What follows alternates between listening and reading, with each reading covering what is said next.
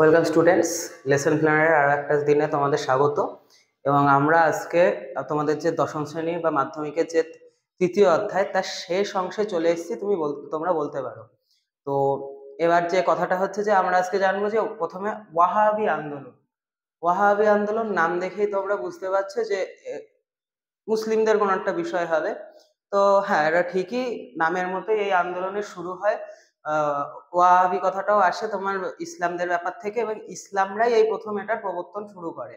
ঠিক আছে, তো এটার মূল ব্যাখ্যাটা কিরকম ছিল, তো তার আগে তোমাদেরকে এই যে বাংলা, এখানে আমি ওয়াহাবি আন্দোলন লিখলে এটা কিন্তু মূলত বাংলারটা আমরা পড়বো। ঠিক আছে, মূলত আমরা বাংলারটাই পড়বো, বাকিগুলো বেশি আমরা ছুঁয়ে ছুঁয়ে যাবো। তো মূল বিষয় হচ্ছে যে বাংলায় কিন্তু ইসলাম কিভাবে এসেছে, বা বাংলায় ইসলাম কারা ছিল বা মুসলিম কারা ছিল, এবং তাদের ব্যাকগ্রাউন্ড কি, সেগুলো আমাদেরকে একটু একটু জানতে হবে। ঠিক আছে, ব্যাপারটা হচ্ছে যে এই জিনিসগুলো তোমরা বড় হলে আরো বুঝবে, এখন বেশি জানাটাও ঠিক না, আবার একেবারে না জানলেও তোমাদেরকে অনেক কিছু মানে ধাঁধায় রেখে দেওয়া হবে। তো আমি কিছুটা বলছি যে মূলত আমাদের ভারতবর্ষ বা এই দক্ষিণ পূর্ব এশিয়া যা ছিল সেটা 1200 খ্রিস্টাব্দ বা এগারোশো থেকে 1200 খ্রিস্টাব্দ পর্যন্ত প্রায় পুরোটাই ছিল তোমার হিন্দু এবং বৌদ্ধ এই ধর্মে বিশ্বাসী।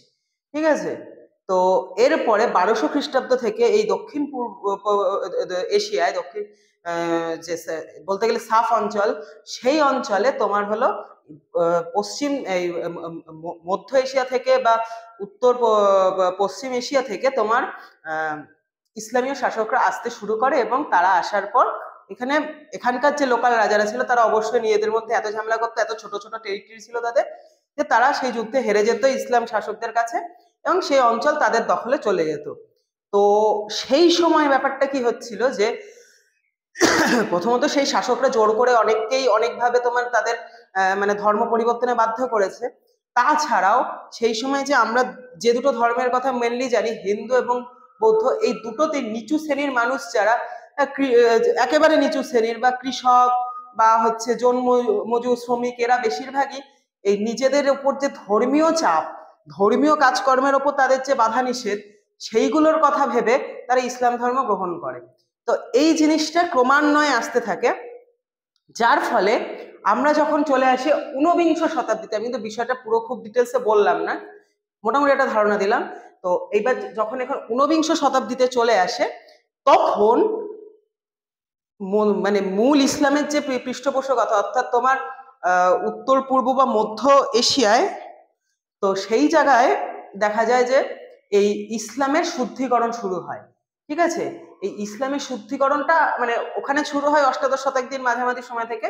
তো সেখানে কি হচ্ছে যে তারা মনে করছে যে ইসলামে প্রচুর কুসংস্কার ঢুকে গেছে, অনেক ভ্রান্ত ধারণা চলে গেছে, তাই তারা কোরআন শরীফকে মাথায় রেখে কোরআন শরীফের আদেশগুলোকে মেনে তারা ইসলামের শুদ্ধিকরণ করবে।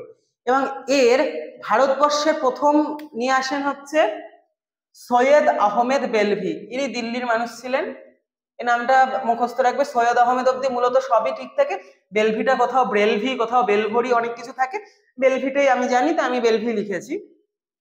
তিনি এই জিনিসটা নিয়ে আসেন, এবং তিনি এই ইসলামের শুদ্ধিকরণের মাধ্যমে ওয়াহাবি আন্দোলন শুরু করেন।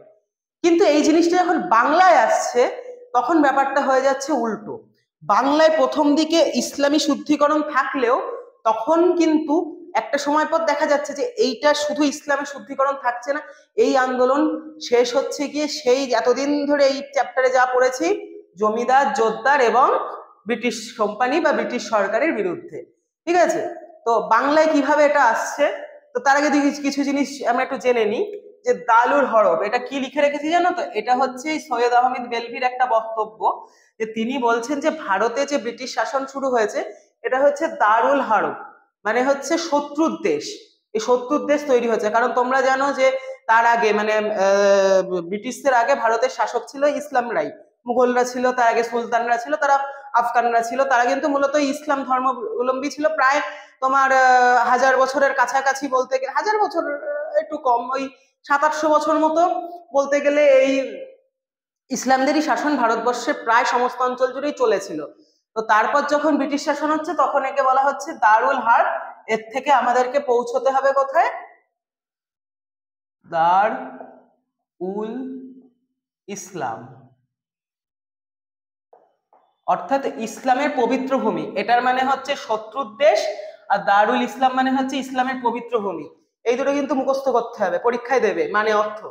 তো এইটার মাধ্যমে এই ওয়াহাবি আন্দোলন শুরু করে সৈয়দ আহমেদ বেলভি। এইবার আসা যাক বাংলার কথায়, ঠিক আছে? বাংলাতে এটার প্রথম উপলব্ধি করেন মীর নিসার আলী, ঠিক আছে, যাকে তোমরা ভালোবেসে চেনো তিতুমির, নামটা চেনা চেনা তো, তিতুমির। তো তার জন্ম হয় 1782 খ্রিস্টাব্দে নারকেলবেড়িয়া গ্রামে।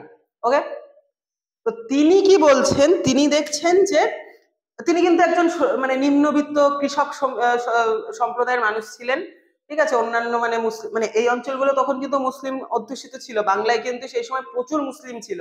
হ্যাঁ, এবার এখানে তোমরা বলবে তাহলে সংস্কারের ক্ষেত্রে আমরা ইসলামকে দেখিনি কেন? এখানেই হচ্ছে ব্যাপারটা যে যারা উচ্চ বংশীয় তুমি হিন্দু ছিল, তোমরা কিন্তু দেখবে প্রথম দিকে যে সমস্ত হিন্দুরা মানে এই মানে তাদের কথা আমরা ইতিহাসে বারবার পড়েছি, তারা কিন্তু মূলত উচ্চ বংশীয় ছিল, ঠিক আছে।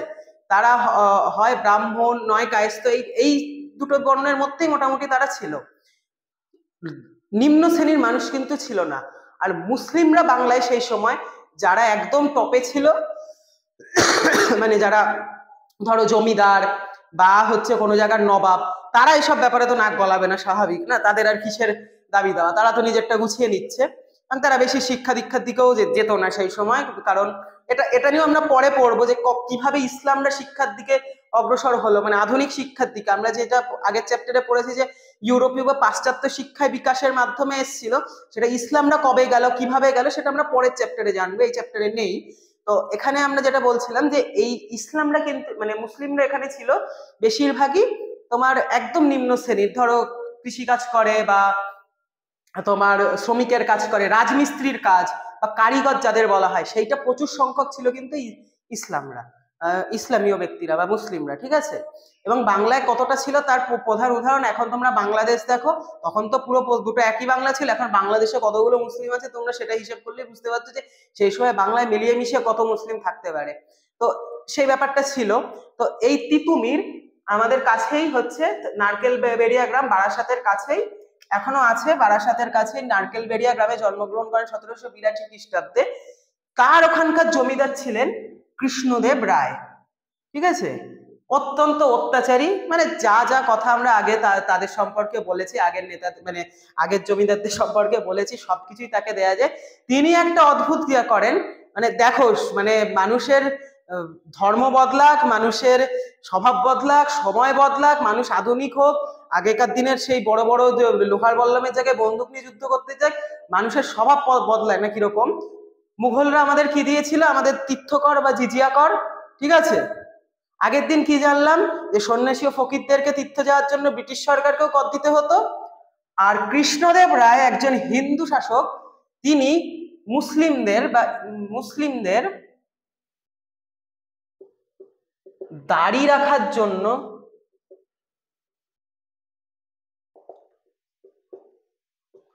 ৳2.5 কর নির্ধারণ করেন। বুঝতে পারছো, সেই সময় ৳2.5 কিন্তু অনেক টাকা, শুধু দাড়ি রাখার জন্য। মানে তোমরা জানো যে মুসলিমরা একরকম মানে দাড়ি রাখে লম্বা করে, বেশ অনেকটাই দাড়ি রাখে, তো সেইটার জন্য ৳2.5 করে কর দেয়, অনেক পরিমাণ সেই কর। সাধারণ যারা কৃষক শ্রেণীর তারা দাড়ি রাখার জন্য এগুলো কিন্তু পারবে না দিতে, ঠিক আছে। তো তখন এই তিতুমির 1830-এর 6ই নভেম্বর প্রায় 300 জন ব্যক্তিকে নিয়ে আক্রমণ করলেন বারাসাতের কাছে মোল্লাহাটির ডেভিস সাহেব তার কুঠি। প্রথমে তো আক্রমণ করেন কৃষ্ণদেব রায়কেই, কৃষ্ণদেব রায় হেরে যান। কৃষ্ণদেব রায় হারার পরে তাকে সাহায্য করতে আসেন মোল্লাহাটির কালেক্টর ডেভিস সাহেব, তিনিও পরাজিত হন। এবং বারাসাতের আলেকজান্ডার, ইনিও বারাসাতের কালেক্টর ছিলেন, ডেপুটি কালেক্টর ছিলেন, তিনিও পরাজিত হন 300 জনকে নিয়ে। এবং 1831 খ্রিস্টাব্দ নাগাদ তিনি নারকেলবেড়িয়াতেই, এটাও বারাসাতের কাছে, তোমায় বারবার বলছি, তার জন্মভূমিতে একটি তিনি বাঁশের কেল্লা নির্মাণ করলেন, ঠিক আছে, বাঁশ দিয়ে তৈরি দুর্গ। যেহেতু তিনি কারিগরিও জানতেন, তাদের মানে ওই অঞ্চলে বাঁশের সংখ্যাও প্রচুর ছিলেন, তিনি বাঁশ দিয়ে একটা কেল্লা তৈরি করলেন এবং সেখানে তিনি প্রচুর অস্ত্র মজুত করলেন। হ্যাঁ, কি অস্ত্র? তখনকার হিসেবে অনেক পুরনো, কিন্তু অস্ত্র প্রচুর মজুত করেন। সেটা হচ্ছে তীর ধনুক, সরকি, বর্ষা, টঙ্গি। টঙ্গি কিন্তু হচ্ছে তোমরা এরকম টাইপের এক ধরনের অস্ত্র দেখেছো, কুঠার টাইপের, এই যে কুঠার টাইপের এরকম অস্ত্র আগেকার দিনের রাজারা অনেক ইউজ করতেন। ঠিক আছে, এই টাইপের একটা অস্ত্র কুঠার টাইপের, এটাকে বলা হতো টঙ্গি। প্রচুর টঙ্গি, বর্ষা তো চেনো, বর্ষা এরকম দেখতে হয়। ঠিক আছে, তীর ধনুক, এবং কি করলেন, প্রচুর শক্ত ফল, নারকেল, বেল, এই জাতীয় ফল মজুত করলেন। এবং তারা এক ধরনের কপিকল সিস্টেম বানালেন, যেটা ব্রিটিশদের বিভিন্ন ইয়েতে লেখা রয়েছে যে এরকম একটা কপিকল সিস্টেম। এই এখানে ওজন থাকতো, ঠিক আছে, এর মধ্যে ধরো কোনো একটা পাথর বা কিছু রাখা হলো, তারপর এটা কেটে দিলে এটা এরকম ছিটকে গিয়ে চলে যেত। তো এরকম একটা যন্ত্র, মানে বলতে গেলে হাতে বানানো কামান তৈরি করেন এবং এই বাঁশের কেল্লায় মজুত করে নিজেকে তিনি বাদশাহ উপাধি দিলেন। কে হলেন? তিতুমির। তিতুমির নিজেকে বাদশাহ উপাধি দিলেন এবং বললেন যে দারুল ইসলামের সূচনা হলো নারকেলবেড়িয়া গ্রাম থেকে।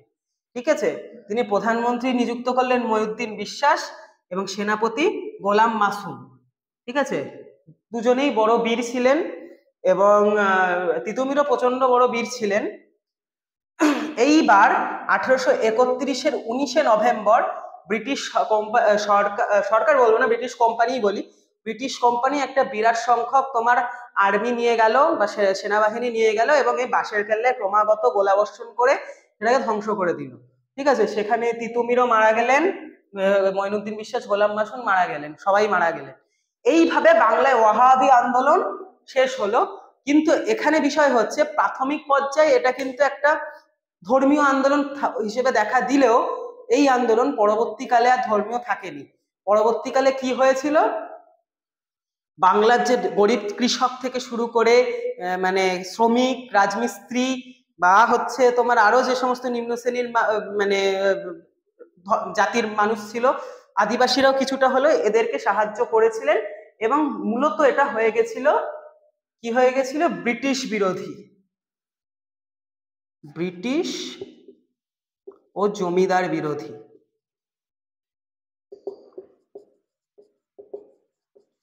ব্রিটিশ এবং জমিদার বিরোধী আন্দোলন। তো এরপরে আমরা কোথায় যাব, যে